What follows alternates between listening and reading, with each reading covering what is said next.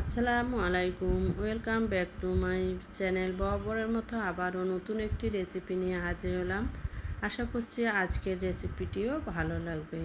যে যেখান থেকে দেখছেন সকলে ভালো এবং সুস্থ আছেন। তো যাই হোক, সামনে কুরবানির ঈদ, আগাম ঈদ মোবারক। তো এখানে আমি আচার করার জন্য 1 কেজিতেও পরিমাণে একটু মাংস কম হবে। এই যে এখানে আমি আচারের জন্য মাংসগুলো টিপ করে কেটে নিয়েছি। এখন আদা রসুন পেস্ট দিয়ে দিব। আর আমি আদা রসুন একসঙ্গে রেখে দিই। তারপর ভাজা জিরের গুঁড়ো দিয়ে দিলাম। এখন ধনিয়ার গুঁড়ো দিয়ে দিচ্ছি, শুকনা মরিচের গুঁড়ো দিয়ে দিচ্ছি, হলুদ গুঁড়ো দিয়ে দিলাম, স্বাদ অনুযায়ী লবণটা দিয়ে দিলাম, গোলমরিচের গুঁড়ো দিয়ে দিলাম 1/2 চা চামচ, গরম মশলার গুঁড়ো দিয়ে দিলাম 1 চা চামচ, সরিষার তেল দিয়ে দিচ্ছি পরিমাণ মতো। দিয়ে এখন আমি কিন্তু হাত দিয়ে মেখে নেব।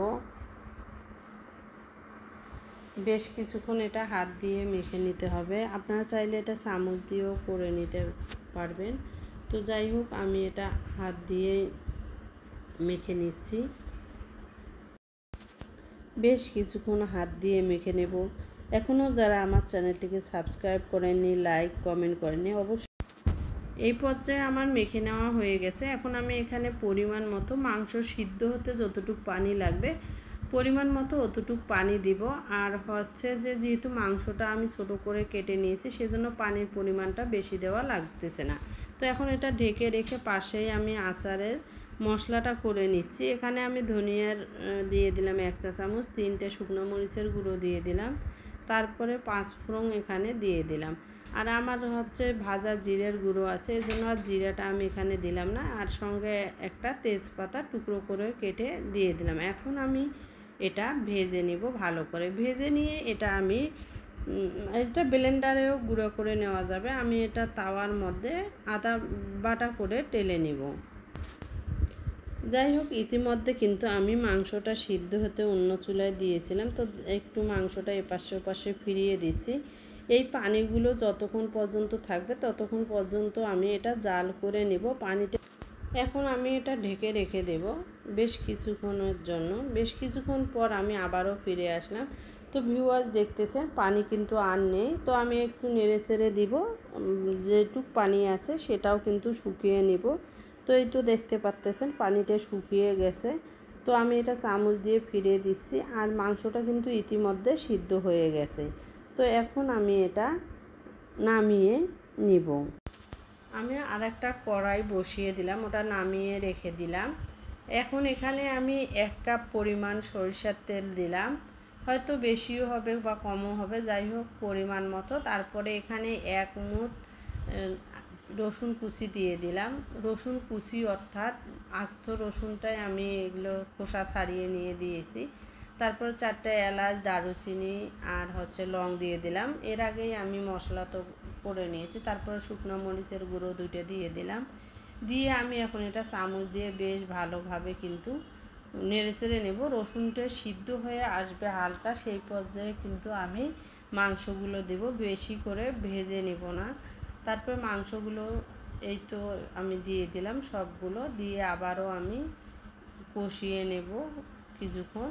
তারপরে এক এক করে সব উপকরণগুলো আচারের মধ্যে দিয়ে দেব, মাংসের আচারের মধ্যে। তো এই তো রসুনটা একটু কষিয়ে নিচ্ছি এপাশ থেকে ওপাশে মাংসটার সঙ্গে। তারপরে যে মশলাটা আমি করে রেখে দিয়েছিলাম সেই মশলাটা আমি এখানে দিয়ে দিলাম 4 ভাগের 3 ভাগ। যেহেতু বেশি হবে মনে হচ্ছে, এজন্য কিছুটা রেখে দিলাম।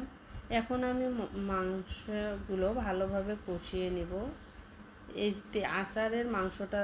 তারপরে হচ্ছে এখানে ভাজা জিরের গুঁড়ো দিয়ে দিলাম 1/2 চা চামচ, হলুদ গুঁড়ো দিয়ে দিলাম 1/2 চা চামচ, শুকনো মরিচের গুঁড়ো দিয়ে দিচ্ছি 1/2 চা চামচ। এখন আমি এখানে তেঁতুলের কাদ একটু বের করে রেখে দিয়েছিলাম, সেটা দিয়ে দিলাম। আর হ্যাঁ, অবশ্যই তেঁতুলের কাদটা দেওয়ার চেষ্টা করবেন মাংসের আচারে। যে একটু টক টক হবে তখন কিন্তু খেতে আচারটা অনেকটাই ভালো লাগবে। মাংসের মধ্যে যেহেতু টক নেই, এই জন্য বাড়তি একটু টক ব্যবহার করলে ভালোই লাগে। তো এইভাবেই আমি কিন্তু আজকে আচারটা তৈরি করতেছি। তো ঈদে কম বেশি সবার ঘরে কিন্তু মাংস থাকে। তো আমরা চাইলেই এরকম আচার কিন্তু করে নিয়ে দীর্ঘ একটা সময় রেখে দিতে পারবো, 5 মাস 6 মাস, আবার রেফ্রিজারে রাখলে আরও বেশি দিন রাখা যাবে এই আচারটা এভাবে করে। তো ঘরে যেহেতু মাংস থাকে, তো তখন কিন্তু ঝটপট এই আচারটা করে নেওয়া যায়। তো এভাবে আমি আচারটা করতেছি। তো এই পাতিলটা আমি এখন চেঞ্জ করে নেব, নিচে যেহেতু লাগতেছে তখন আচারটা খেতে ভালো লাগবে না। এই পর্যায়ে আমি কিন্তু পাতিলটা চেঞ্জ করে নিলাম। আর এই পাতিলটার মধ্যে কিন্তু নিচে ওভাবে লেগে থাকে না, এজন্য এই পাতিলগুলোই আসলে রান্নার জন্য বেস্ট। তো যাই হোক, সুন্দর একটা কালার আছে। এই পর্যায়ে তো হয়ে গেছে, এখন আমি একটা ডিশে ঢেলে নিচ্ছি। তো সকলে ভালো থাকবেন, সুস্থ থাকবেন। পরবর্তী কোনো রেসিপিতে দেখা হবে ইনশাআল্লাহ। আল্লাহ হাফেজ।